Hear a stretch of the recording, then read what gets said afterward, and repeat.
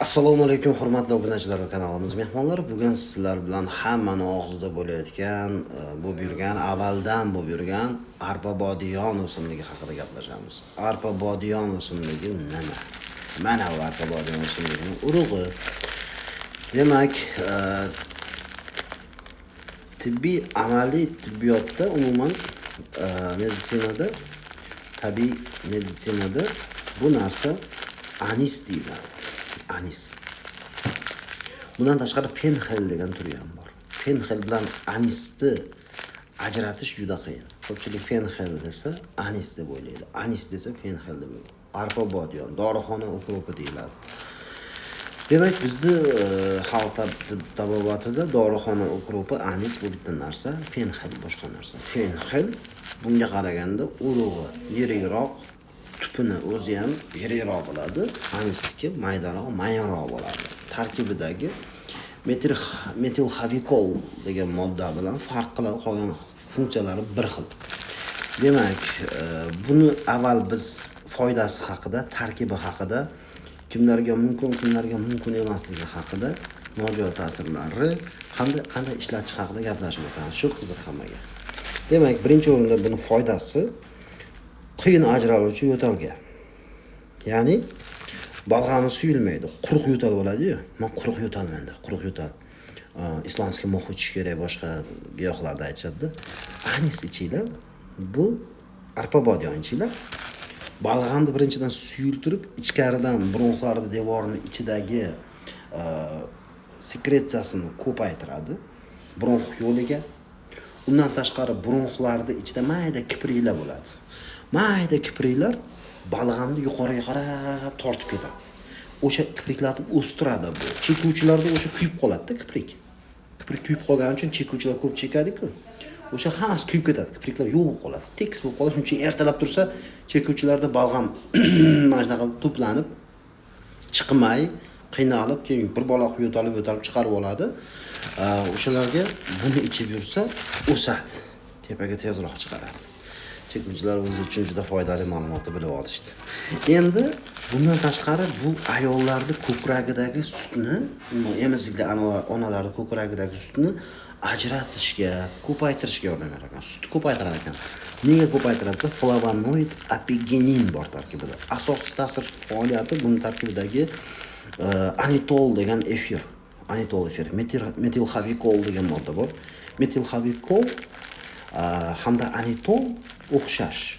Keyin dianitol degani anitolni dimeri, ikkilangan anitol degani bu estrogen xususiyatga ega. Bu homilador bo'la olmayotgan ayollarda homilador bo'lishni ham tezlashtiradi. Chunki estrogen miqdorini ko'paytiradi.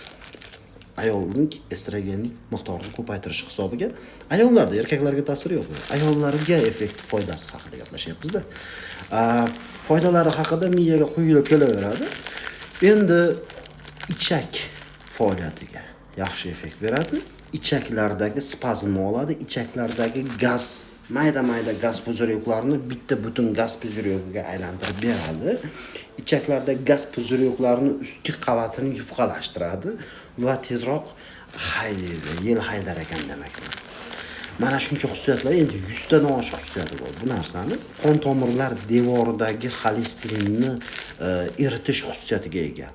Mana bu biz yozib beramiz-ku, vrachlar yozib beradi-ku, masalan Roxer, rozuvastatin, statinlar deymiz, atarvastatin, simvastatin degan statinlar bor-da, o'z meditsinada ko'p kardiologlar kuzatib turgan bo'lsa biladi. Kardiologlar ko'p yozadi uni. O'shanni xususiyati, statinlar xususiyati tomirning ichidagi xolesterinni eritib berish. Lekin bu tomirning ichidagi, mana tomir bo'lsa, ichidagi xolesterinni eritishdan tashqari tomir 3 qavat bo'lsa, tomirning 2-3 qavatning o'rtasiga xolesterin to'planib qoladi. O'shani ham eritib chiqarish xususiyatiga ega. Buni xususiyati bor. Tarkibida kversetin degan flavonoid bor. Bu o'sha tomirlardagi yallig'lanishni ham bosadi. O'zi buni tarkibidagi kversetin umuman antibiotik ta'siriga ham ega. Demak, bakteriya bilan zararlanganingizda, pochkangizda bo'ladimi, o'pkangizda bo'ladimi, antibiotik ishlatasiz yoki tomog'ingiz orqali antibiotik ishlatasiz. Buni antibiotiklarni umuman antibiotiklarni o'ldirish xususiyat, antibiotik bo'lib mikroblarni o'ldirish xususiyatiga ega ekan.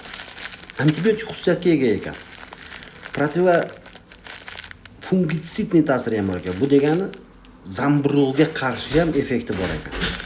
Kimlarga mumkin emas? Bu miomasi borlarga mumkin emas. Entere есть чистотел, есть. Чистотел 30 тысяч стоит.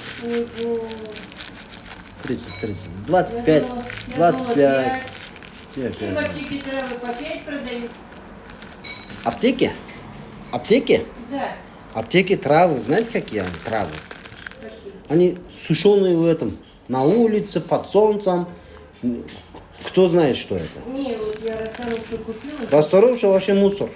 Аптечный расторопша.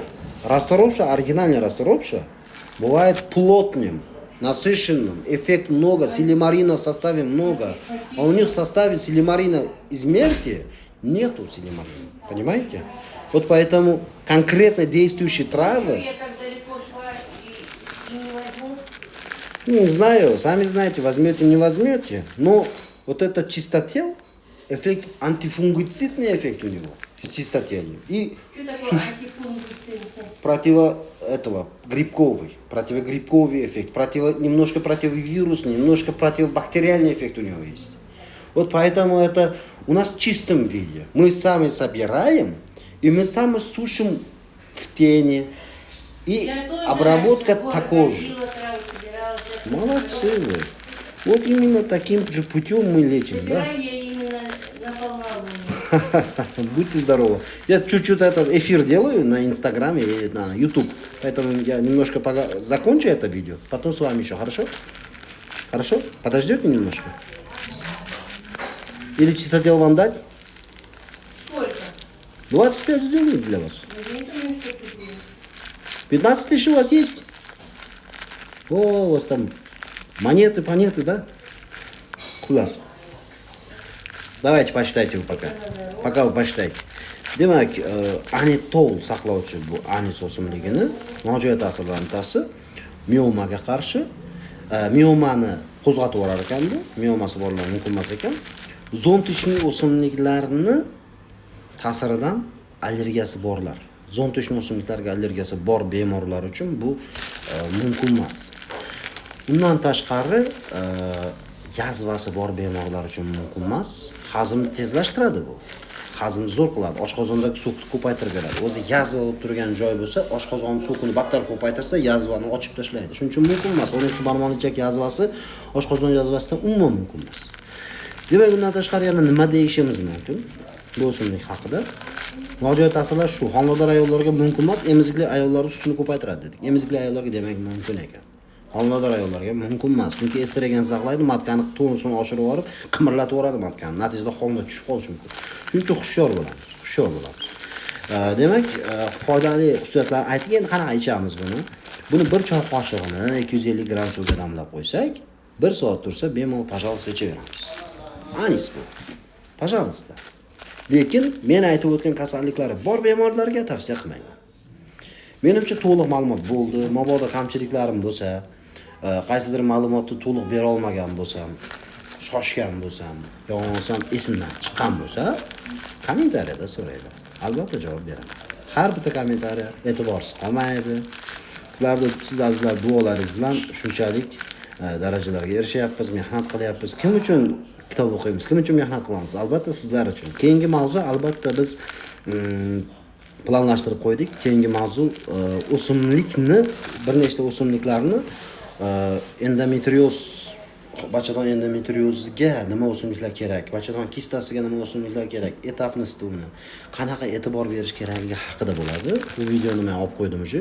Keyingi ko'rsatuvda albatta eshittirishni qo'yaman. Hammaga shifoy komil sog'liq tilayman. Samimiy, sizlarning samimiy doktoringlar, sizlarga doim yaxshilik tilovchi doktoringlar, doktor Ibragimov, sog' bo'linglar.